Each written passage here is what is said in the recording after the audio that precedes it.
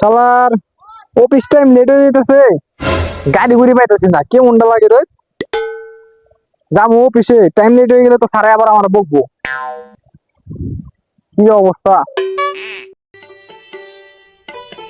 ভাই, খালি দাঁড়াও। ভাই কোন জায়গায় যাবেন? আইনগঞ্জ যাবো, যাবি তুই? হসার জামো ভাড়া 50 টাকা। কি করলি তুই? 50 টাকা? প্রতিদিন যাওয়া আসা করি আমি 20 টাকা করে, তুই 50 টাকা চাষ কেমনে? ওটা ফকিনের বাচ্চা। 20 টাকা দিই, 20 টাকা 30 টাকা করতে পারতি তুই। 50 টাকা কিভাবে চাষ? ফকিনের বাচ্চা, তখন মতন কিছু গরিব মানুষ এই কারণে দেওয়ার মতো না। ভাই বকে দেন কে? 50 টাকা ভাড়া, যাইলে যাবেন, না যাইলে না যাবেন। ওই বেটা ছোট লোকের বাচ্চা, আবার লগে লগে তর্ক করস। ফাজিল।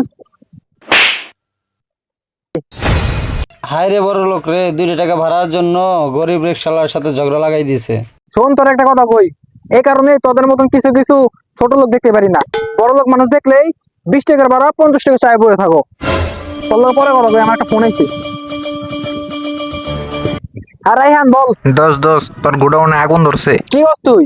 দোস্ত, সত্যি তোর যে কয়টা গোডাউন ছিল সবগুলো পুড়ে গেছে। কেমনে হইছে? হঠাৎ করে শুনি তোর গোডাউনে আগুন ধরে গেছে। আমার যে চাইলের গুড়া ওনার উপরে গেছে। দোস্ত, ওটাও পুড়ে গেছে। হাই হাই, আমি তো তাহলে পথে নেমে গেলাম। বন্ধু, তুই আর কোনো কথা কইস না, তুই এখনই তাড়াতাড়ি আয়। আচ্ছা তুই ফোন রাখ, আমি আইতাছি, ফোন রাখ। ওই চল, তোর 100 টাকা ভাড়া দেবো, চল। আরে ভাই, প্রথম থেকে সবই দেখলাম শুনলাম, আল্লাহ অহংকারীরে পছন্দ করে না। আল্লাহ অহংকারীরে যে কোনো একভাবে না একভাবে তার সাজা দিয়েই থাকে।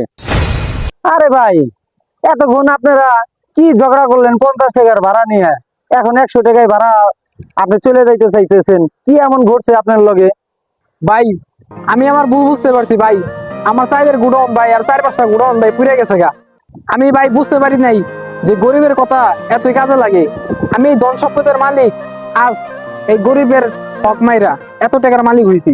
ভাই, এখন আমি প্রমাণ পাইলাম, আল্লাহর বিচার নিজ চোখে এখন আমি দেখতে পারলাম। অতএব এইসব অহংকারী বাদ দেন, গরিব মানুষের হক মারা বাদ দেন।